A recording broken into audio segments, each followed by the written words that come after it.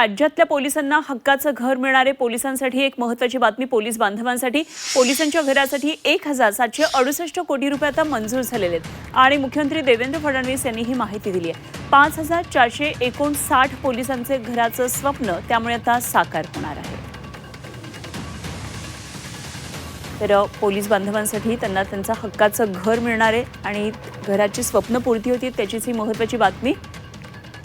आणि या संदर्भात मुख्यमंत्री देवेंद्र फडणवीस यांनी माहिती दिली आहे, ट्विट केलेलं आहे। पाहूया आपण काय नेमकं ट्विट केलेले आहे। तर मुख्यमंत्री म्हणतात, जनतेच्या सुरक्षेसाठी सातत्यानं कार्यरत आपल्या पोलिसांना घरं मिळाली पाहिजेत आणि यासाठी प्रारंभीपासून मी आग्रही राहिलेलो आहे आणि त्यामुळे 2014 ते 2019 या काळामध्ये मोठ्या संख्येनं पोलिसांना घरांसाठी व्याज सवलत अनुदान योजना राबवण्यात आली।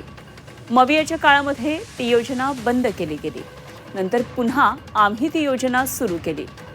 आज मला सांगताना आनंद होतो आहे की आमच्या 5,459 पोलिसांना घरांसाठी घर बांधणी अग्रिम म्हणून 1,768.08 कोटी रुपयांना मंजुरी प्रदान करण्यात आली।